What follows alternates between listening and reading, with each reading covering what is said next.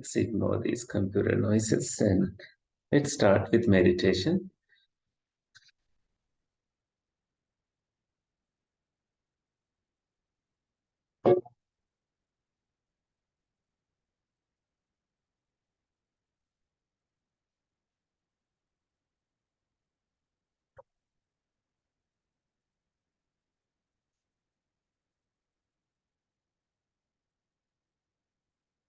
You may close your eyes and sit in what may appear to you as a meditation posture.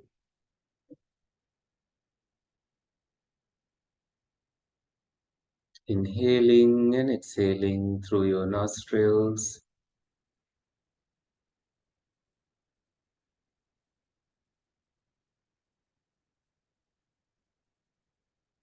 Moving away from any agitations within your body. Let's quickly scan from the crown of your head down to the toes, to the soles of your feet,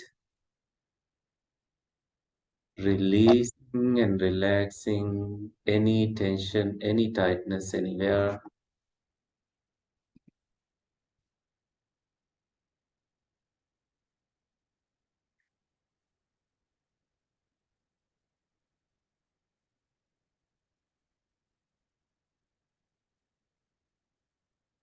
I will quickly walk you through these stages of scanning your body with a gentle smile on your face.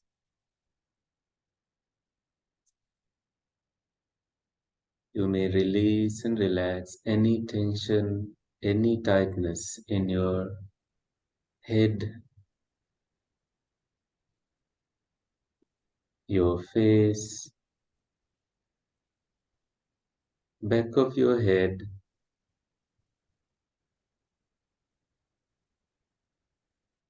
your neck, shoulders,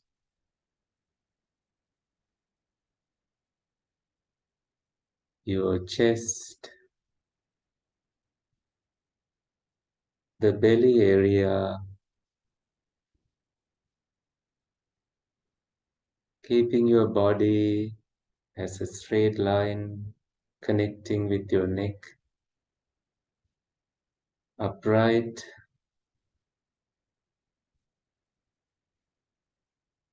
Notice the contraction and expansion of your chest as you breathe in and breathe out.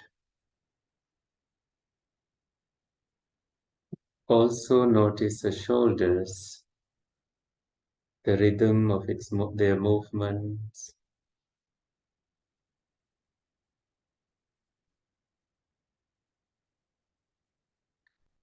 Going further down, releasing and relaxing any tension, any tightness in your sitting bones,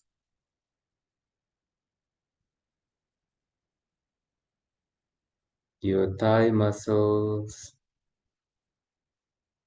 knees, shin bones, ankles,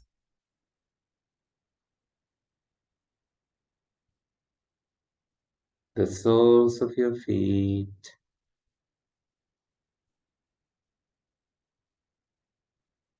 your toes,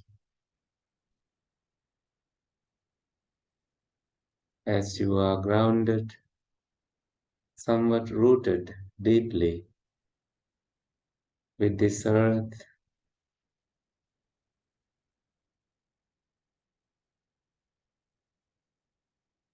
letting go of any tension, any tightness anywhere in your body. Once again, moving away from agitations,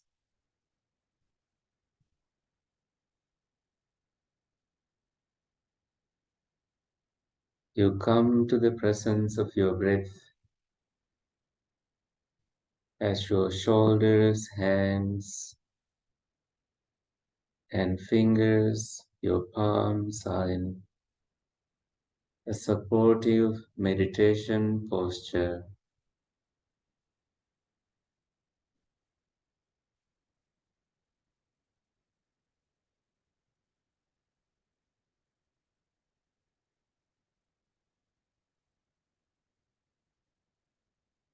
Anytime you feel some uneasiness in your body,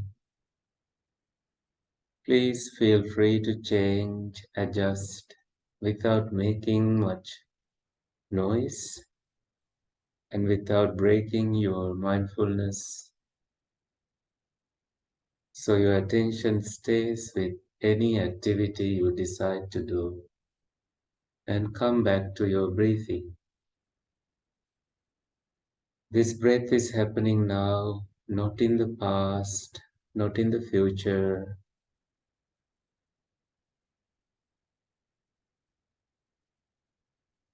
Without making much effort, you see your body is inhaling and exhaling. You stay present with it. Mindfully, you breathe in. Mindfully, you breathe out.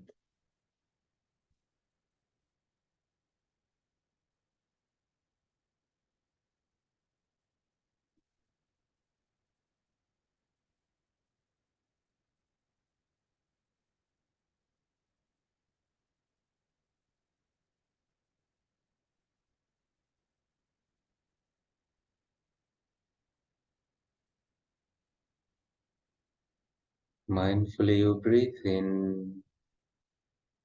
Mindfully, you breathe out.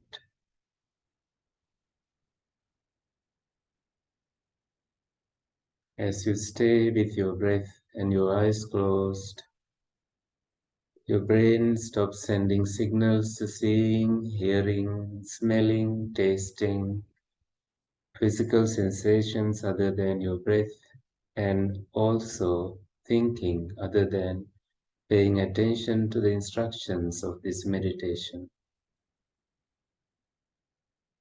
Secluded, quite secluded from these sensual activities, sense faculties are getting slowly inactive, and your focus is sharpened and attention is given to what is happening now, your breath.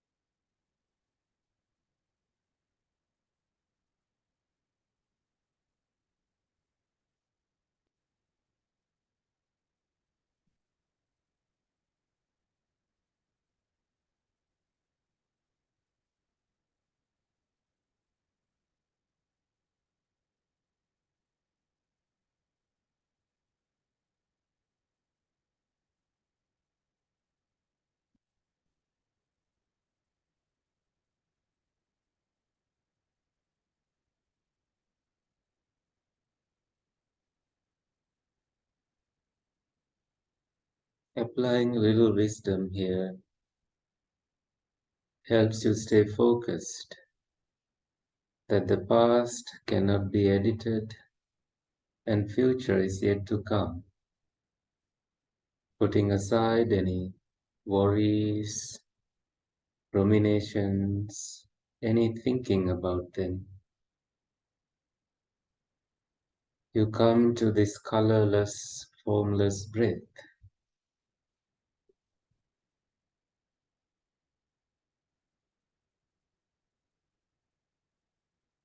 Even if you were to think of the past, you think of it now. If you were to think of the future, you think of it now. All you have is now, this moment. So here we are mindfully breathing in, mindfully breathing out.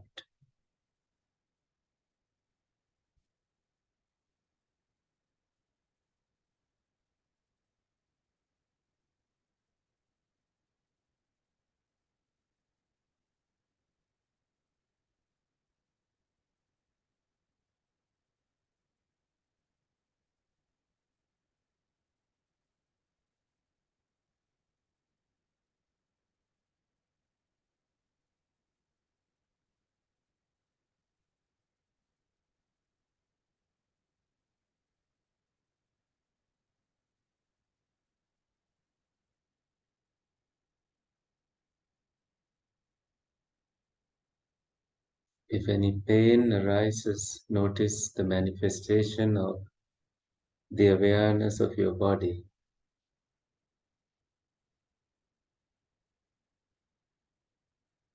and that vanishes as you hear my words.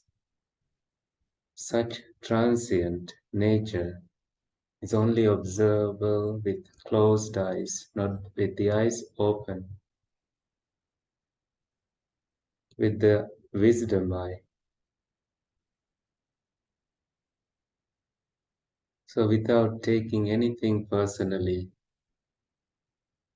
seeing the impersonal nature of every experience that arises as they quickly change, vanishes, like a flickering of a light bulb, you stay unaffected, cultivating this mind with in-breath and out-breath, arriving at purity with your best effort possible. Mindfully you breathe in, mindfully you breathe out, and continue to do so, please.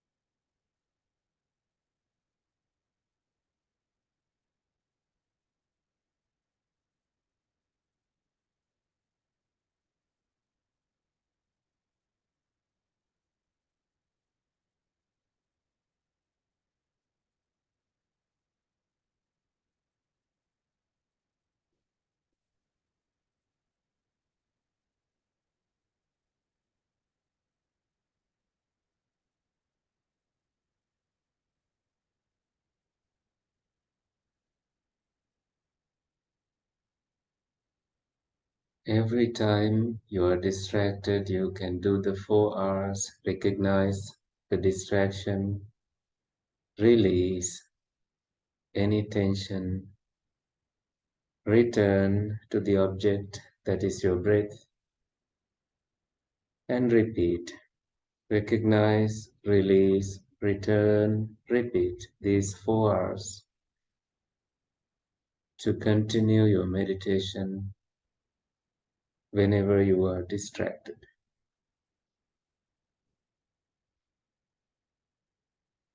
You can do so quickly in a millisecond and you are back in track.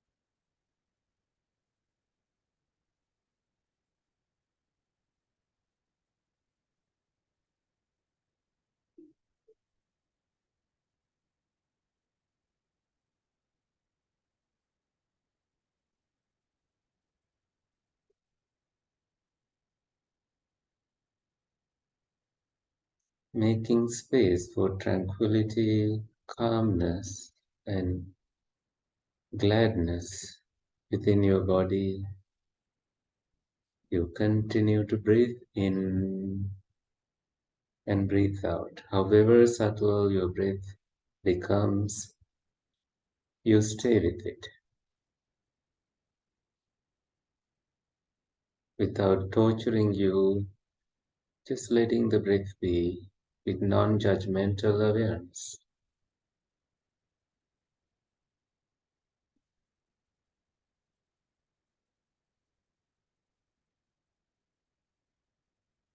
Sensitive to the whole body of your breath and the physical body as well. Movements of your shoulders and so on.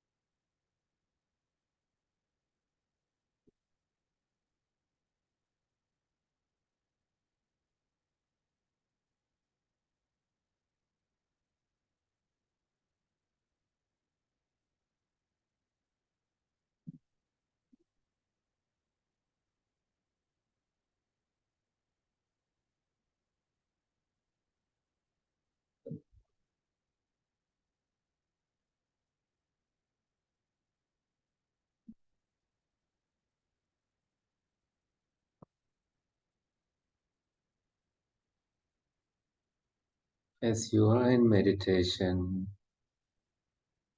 before you come out of meditation, I will guide you through the Buddha's words of loving kindness.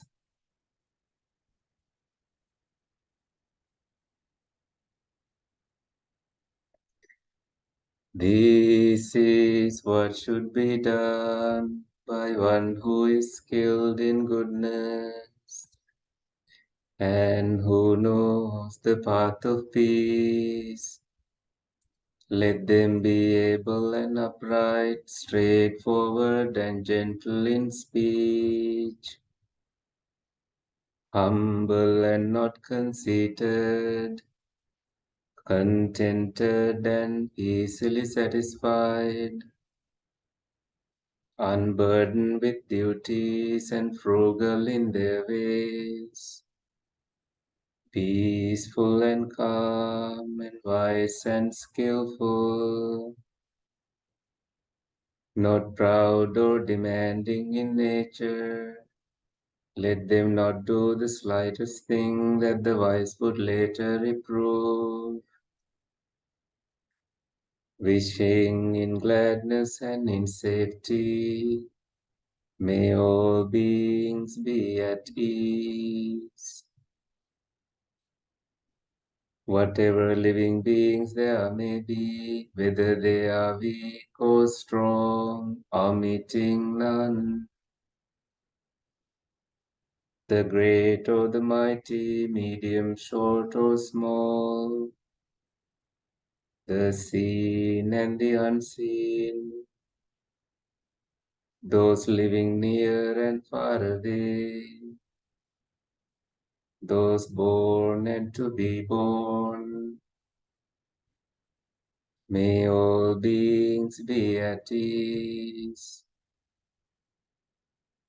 Let none deceive another or despise any being in any state. Let none through anger or ill will wish harm upon another.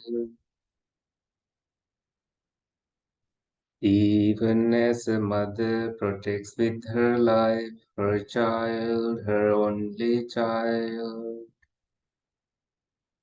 so with a boundless heart should one cherish all living beings, radiating kindness over the entire world, spreading upwards to the skies and downwards through the depths, outwards and unbounded, freed from hatred and ill will, whether standing or walking, seated or lying down, free from drowsiness. One should sustain this recollection. This is said to be the sublime abiding. By not holding to fixed views, the pure-hearted one, having clarity of vision, being freed from all sense desires, is not born again into this world.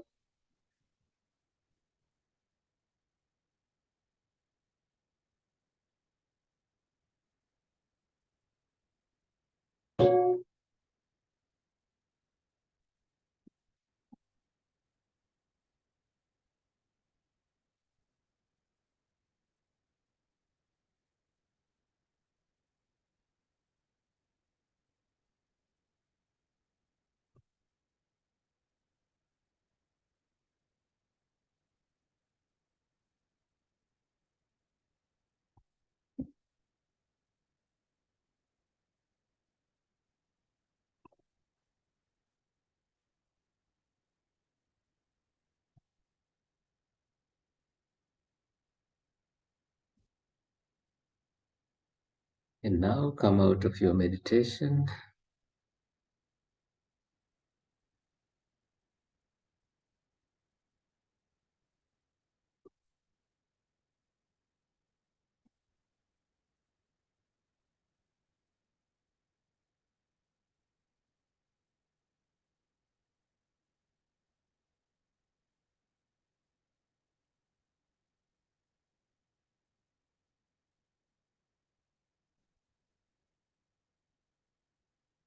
So today we are going to talk about cosmos. Not sure if you came because you are interested in that subject, but I am interested in it. But I also know that the Buddha said, don't be too interested in that subject because it's unthinkable and nobody can come to any conclusions about thinking about the universe. And we will discuss 4 teachings of the Buddha related to this subject. Let me share the screen.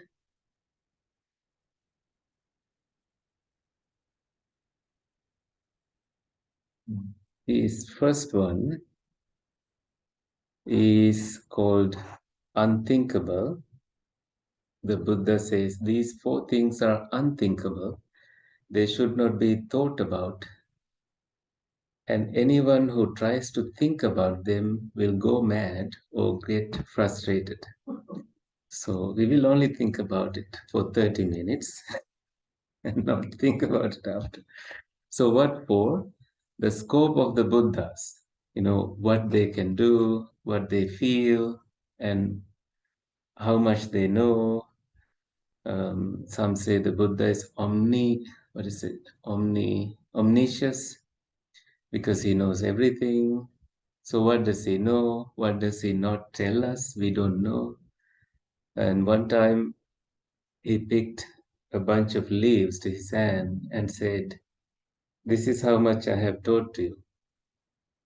And there's so much that I haven't taught to these disciples." He was in a forest, and you can imagine how much he has not taught to us. And then the scope of someone's mental absorption, like what level someone is in. By looking at me, you cannot tell how much meditation I have done, where my level is. And the Buddha himself has said, if you are enlightened, never tell anyone, because you will have to live proving that to the people for the rest of your life, because they expect you to behave in a certain way. And this one time, Aggañña, this famous Thai forest monk, he was in his uh, just finishing his meditation in the shrine hall. There was this wealthy supporter of him, and this wealthy supporter, because he has supported so much, he thought he will get the best answer from this monk. He decided to ask these questions. The first question he asked was, what meditation do you do? Because he first said, you are so famous as a meditation teacher. What meditation do you do? So this monk said, I eat, I sleep, I walk. That's the meditation I do. So that's not an answer that he expected. But then this man said, people say you are an enlightened monk. Is that true? And then this monk said, I'm like a tree in the forest. Different birds land in this tree, and these birds enjoy its fruits. Some say it's sour, some say it's sweet, some say it is bitter, but for the tree, it's just a noise. This, in other words, people will say I'm enlightened, people will say I'm not, but for me, I'm not affected by any of it. This is a brilliant way of saying he's, I think, enlightened, but nobody can come to any conclusion about it. But sometimes those who support monks want to believe that these monks have superior powers. Even when monks say, no, I don't have anything, people want to believe they do. And there are many stories like that. But so the first one that we shouldn't think about is about Buddhas, and the second one is about absorption and mental powers of someone. And the second one is karma. How someone does something and then how it will, have an have a result, have an impact of this person. Like you did this, therefore this happened to you. Nobody can say that. So we need to be very careful when we use that kind of word nowadays. When something happens to someone, we cannot go and say it's your karma, because you really don't know, right? You cannot conclusively say. People live with conclusions, though, in their mind. That's what the life is about. We conclude about someone, and that's the conclusion we try to live, not knowing if that is the actual reality that these people live with. And this fourth one is about what we are going to talk about, the world, subject of world systems. This is not something that you can think and come to conclusions about. So the Buddha says these are the four unthinkable things. They should not be thought about, and anyone who tries to think about them will go mad or get frustrated. So, knowing that, we are going to discuss this subject. And I personally like learning about the universe, multiverse, nebulas. What they call nebula is where there's gas and dust, where there's star forming regions in the universe. There are many of those, and you learn that the whole galaxy is moving some 600 something kilometers per second. So we are constantly moving, and knowing these things help us to see how small we are and why we never should take anything so personally and and worry so much. There's this, and also knowing that the existence of billions and trillions of galaxies, not just our solar system, helps us think that we are not alone. That if there are aliens, that they are also made of what we are made of: earth, water, fire, and air. All these four elements, that's everywhere. The human body is made of water, so like 90 something percent of it. I may not know the exact numbers, but that's what people say. So all these planetary systems have earth, water, fire, and air in them. And wherever there is these conditions, there is a chance of beings existing in different forms. So we may never know. But this other small teaching of the Buddha is called a small group of worlds. This is Bhante Suddhaso's translation, a friend of mine. And here, Buddha's attendant monk went to the Buddha and asked, Bhante, this is what I heard in the presence of you. You said, Ananda, that's the name of the Buddha's attendant. There is a disciple of the Buddha Sikhi. Sikhi is the name of that past Buddha, named Abhibu, that's the disciple, who lives in the Brahma world, a celestial world. He can make his voice known in 1,000 worlds. If he can do so, how far can you, being fully awakened, make your voice known? So, and then the Buddha doesn't want to answer this question. 3 times he refused. His only response is that Ananda Abhibu was just a disciple and I am the Buddha. This is in other words saying, you can't know how much power a Buddha can have. Second time he said the same thing, he got the same answer. The third time the same thing, got the same answer. And then since Ananda insisted, the Buddha said, Ananda, have you heard of 1,000-fold small world domain? Well, exciting. Tell more about it, Ananda said. Well, listen and pay attention carefully. I will speak. Ananda, there can be a group of 1,000 worlds, in each of which the radiant sun and moon illuminates their region. So 1,000 worlds, and there is radiant sun and moon illuminating on them. In that group of 1,000 worlds, there are 1,000 moons, 1,000 suns, 1,000 mountains, 1,000 continents, more continents, like 1,000 Aparagoyana, 1,000 Uttarakuru. These are all continents, 1,000 Pubba Videha, 1,000 of the four great oceans, 1,000 of the four great kings, 1,000 heaven realms of the four great kings, 1,000 Tavatins heaven realms. That's 33 heavens.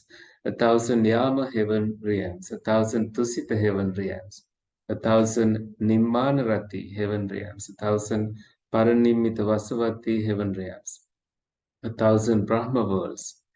Ananda, this is called a 1,000-fold small world domain. And then he says more, there can be a group of 1,000 of those 1,000-fold small world domains.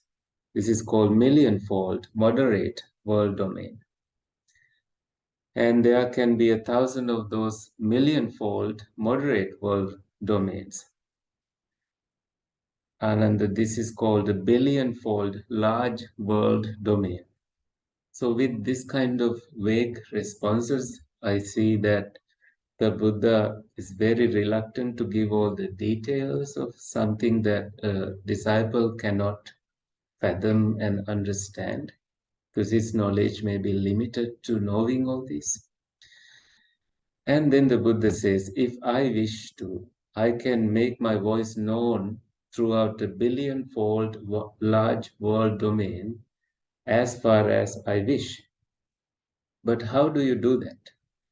Then the Buddha says, I pervade a billion-fold large world domain with light. When the beings in that world see the light, then I can make them hear the sound of my voice. In this way, Ananda, the Buddha makes his voice known throughout a billion-fold large world domain, or as far as he wishes. And again, then Ananda, very excited, says, it's a boon for me, such a boon for me that my teacher is so powerful and majestic. At this point, another monk named Udayin said to Ananda, what is it to you, Ananda, that your teacher is so powerful and majestic, And then this is like, it's the teacher's power, you have nothing to do with it. But then at this response, the Buddha said, don't be like that, Udayin. Don't say that. If Ananda were to die while not yet free of lust, then because of his faithful mind, that he would rule as a angel king in a heaven world 7 times. And he would rule as a great king here in this Jambudipa 7 times. That must be miserable. However, Udayan, Ananda will attain full enlightenment in this very life. This is a proclamation made by the Buddha that he's not going to be born in heaven or anything. He's just going to end his birth and death cycle, which is also known as samsara. And that is the end of that sutra. And there's this another one. This is called Rohitassa Sutta. This has some insightful statements. But before we go to that one, you must be wondering, what we can learn from that previous sutra that we just discussed. The first one, we know it's unthinkable to think about these things. In the second one, there are these billion-fold systems. How did he know? You can only think of maybe the existence of other beings who are mighty in power, who are timeless, that they know how to communicate with the Buddha because the Buddha himself has the ability to communicate with them. Because in every religion, they talk about heaven and heaven being eternal. And that means that those beings live eons and eons and eons. And that if they live that long, maybe they are able to communicate with people, Buddhas, or monks who have mighty powers. And that's one way to know. Or the other way to, maybe I think that the Buddha met the best teachers at the time and they communicated, then they pass the knowledge to the Buddha. And that's one way to know. So you can think of other ways that he may know these things, but we will continue to also understand another teaching. This is called a teaching to someone named Rohitasa. He comes to the Buddha as a heavenly being and asks this question from the Buddha. Is it possible, Lord, by traveling to know or see or reach a far end of the cosmos where one does not take birth, age, die, pass away, or reappear? So, in simple words, he's asking, can we end this cycle of birth and death that gives so much suffering in Buddhist terminology, Buddhist understanding that, can we end the cycle by walking to the end of the cosmos? So he wants to end birth, aging, death, reappearance by walking to the end of the cosmos. It sounds like a silly question, one may ask, and there's a reason why he asked this question. But in the get going, the Buddha says, no, you cannot end your suffering by walking to the end of the cosmos. And in response, this divine being says, it's amazing, Lord, how awesome, how well that has been said by you, that it's not possible by traveling to know or see or reach a far end of the cosmos where one does not take birth, age, die, pass away, or reappear. Then he says why he asked this question. Once I was a seer named Rohitasa, a student of a powerful seer named Bhoja, who was a powerful skywalker. That's what they practiced, that they could walk so fast in the sky. My speed was as fast as that of a strong archer, well trained, a practiced hand, a practiced sharpshooter, shooting a light arrow across the shadow of a palm tree. My stride stretched as far as the east sea is from the west. That's very big distance. To me, endowed with such speed, such a stride, there came the desire. I will go traveling to the end of the cosmos. I, with the 100-year life, a 100-year span, spent 100 years traveling, apart from the time spent on eating, drinking, chewing and tasting, urinating and defecating, and sleeping to fight off weariness. But without reaching the end of the cosmos, I died along the way. So it is amazing and awesome how well that has been said by you, that you cannot reach the end of the cosmos by walking.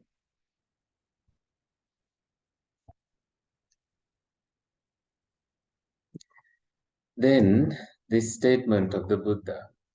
I tell you, friend, that it is not possible by traveling you can go to the end of the universe, but at the same time, I tell you that there is no making an end of suffering and unsatisfactoriness without reaching the end of the cosmos. So that's a different cosmos. What cosmos is that? It's the cosmos within us, the world known to us. Yet it is just within this fathom-long body, with its perception and intellect, that I declare that there is the cosmos, the origination of the cosmos, the cessation of the cosmos, and the path of practice leading to the cessation of the cosmos. What does this mean?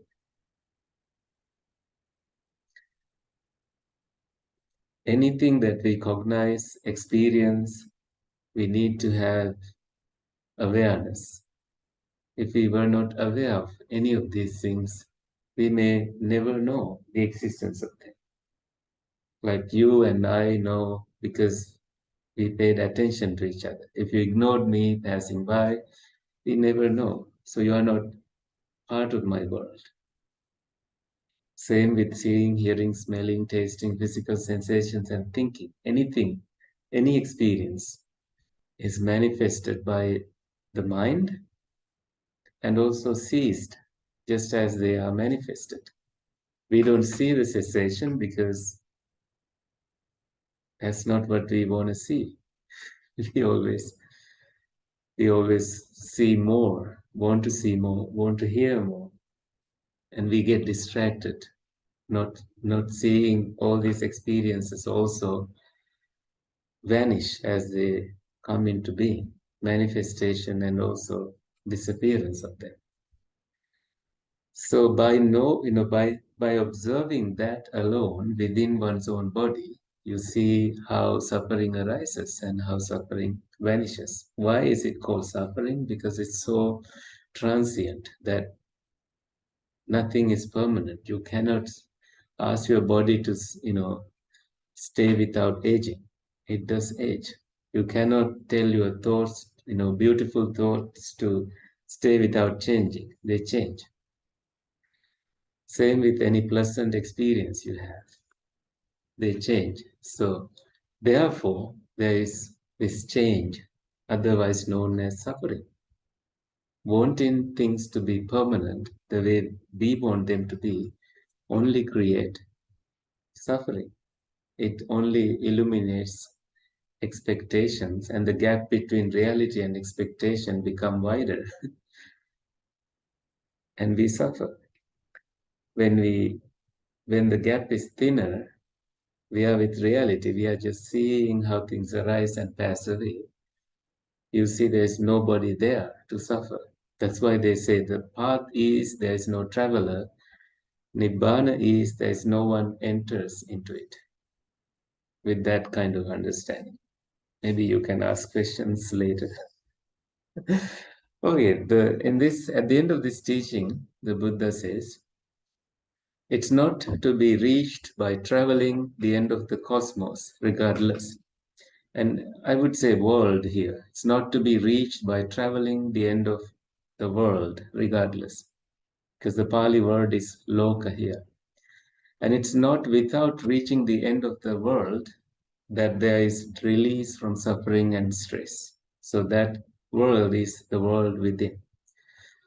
So truly, the wise one, that could be any one of us, an expert with regard to the world, a knower of the end of the world, having fulfilled the holy life, calmed, knowing the world's end, doesn't long for this world or for any other world.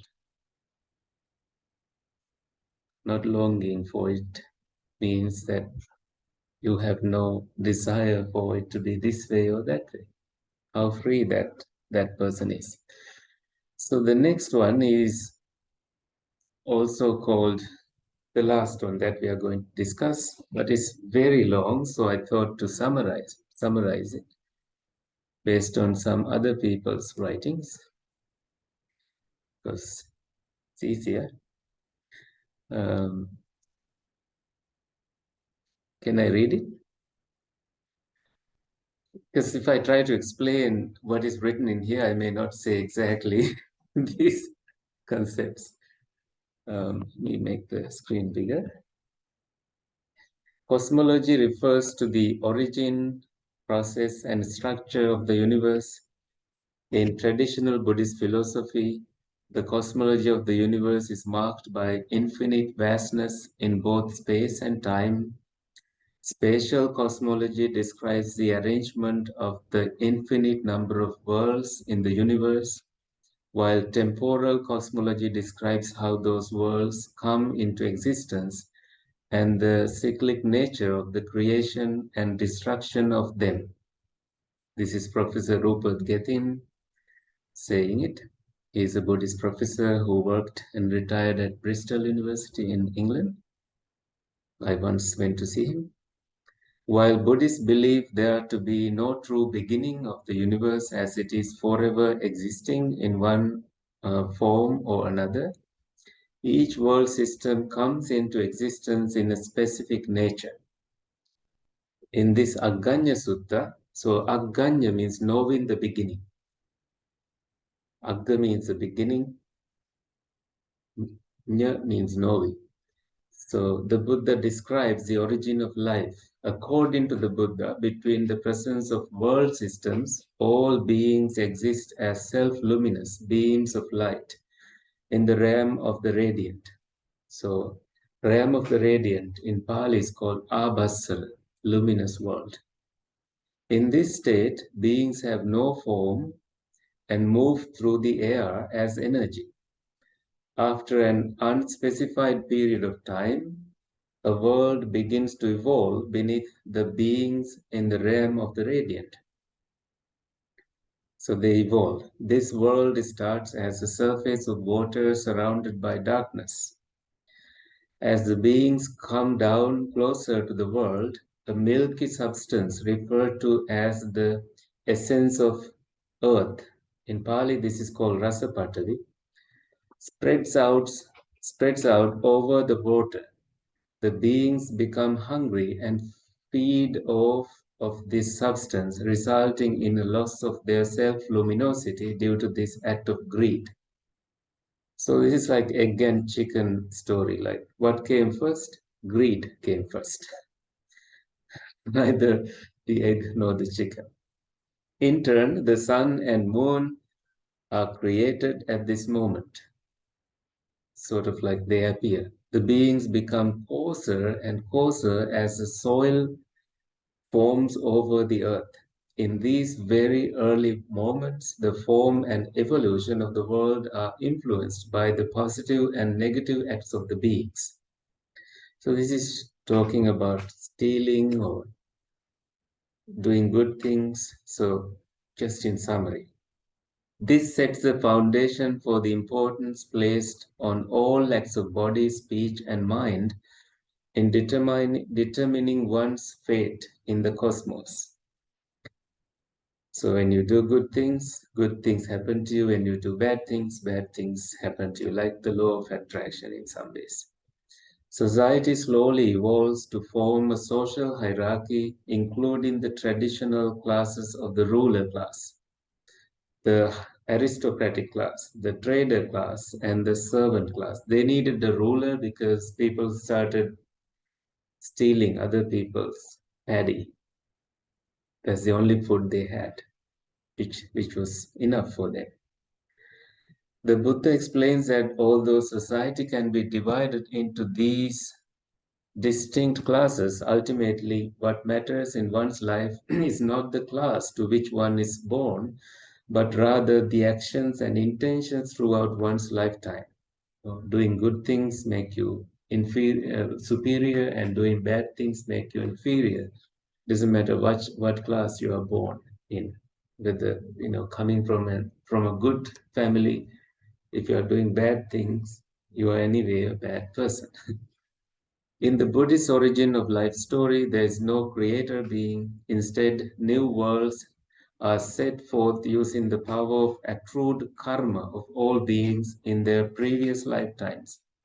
These beings simply come into existence over time, exist, and then eventually will cease to exist in that form. Beings are born and reborn into various different realms in the world system based on the karma of all of their past lives. Buddhist multiverse, while infinite in its temporal cosmology, can be broken into several divisions of time periods. The largest measured division of time, which corresponds to the duration of the universe, is referred to as a Mahakappa, a great eon, which consists of 4 moments called kalpas. So although these are called moments, but they are very long spans of time. That is how I can put it. The Mahakappa consists of a kalpa of creation in which the world system is created, like evolved. It's called Samvartakapa when the world contracts, and then Vivartakapa, world evolves, expands, or the multiverse expands. A kalpa of duration in which the world system and all beings exist, a kalpa of dissolution in which the world declines and is eventually completely destroyed, and a kalpa of vacuity in which the world remains dissolved and nothing exists but empty space. That's like no beings exist because there are no conditions for beings to exist. Each of these four eons are comprehensively vast in length. The events of an eon is created of creation are detailed above, in which beings of light descend to a slowly evolving world. In the eon of duration, each being exists in one of the 31 realms of rebirth, the Buddhist world systems. The realm in which a being exists is determined by their accrued karma from all previous lives. In realm in which a being exists is determined by their accrued karma. In an eon of dissolution, the entire world system is destroyed by either fire, water, or wind over a period of time. All beings are destroyed but will soon be reborn into another realm or a different world system altogether. Because they have to exist somewhere. During an eon of vacuity, the specific world system in the cycle no longer exists, but due to the vastness of the cosmos, there are always an infinite amount of another world systems in existence at any given moment. The organization of the Buddhist cosmos remain important to everyday life as knowledge of these realms of existence and cycles of world systems provide guidance for humans. An awareness of the conservation of karma from one life to another can influence how followers of Buddha choose to live their lives, attempting to make good decisions and avoid poor ones in hopes of rebirth in a favorable realm of the universe. Okay, that's that. And that's all I have to say. Do you have any questions? It's 6:30. So um, these this is especially if you read, I have shared the link in that email that was newsletter that was sent out. And there you have the Aggañña Sutta and details of what the Buddha reveals in it, how the evolution and then the destruction of the universe happens, and within that, the existence of the universe. Beings choose a leader and they start to do good deeds as they become aware of existing of happier realms, mind-made realms, where there's no maintaining of a body, so you can live more than the body's lifetime, eons of living. And when your good karma ends, you are born again in a lower realm. And seeing this cycle and how long it takes a being to realize this, the Buddha decided to come out of the cycle so that he no longer has to go through this cycle not knowing that, not because of ignorance, or else called misunderstanding, or not knowing the existence of these things, because not everyone has time to meditate or time to even explore these things. But he was a special being. Although he was born into a wealthy family, he decided to quit everything and commit fully to this higher calling. Through that, he discovered what he discovered and began teaching it to the world. So, any questions? Enough of me talking. Or no questions? The Buddha said those who ask questions will be born wiser next lifetime. So I'm sorry about those who don't. Kidding. So maybe next time we will talk about 31 planes of existence, because that's a different subject on its own, like heavenly planes and hell realms and material realms, immaterial attainments and realms corresponding to those. There are these. That's the world system, sort of the way that where the beings are born, and like some details of how much lifespan they live and what their happinesses are like. So talking about heaven and also hell realms, equally long periods of time, and but instead of happiness they experience suffering for a long period of time because of the bad things they did.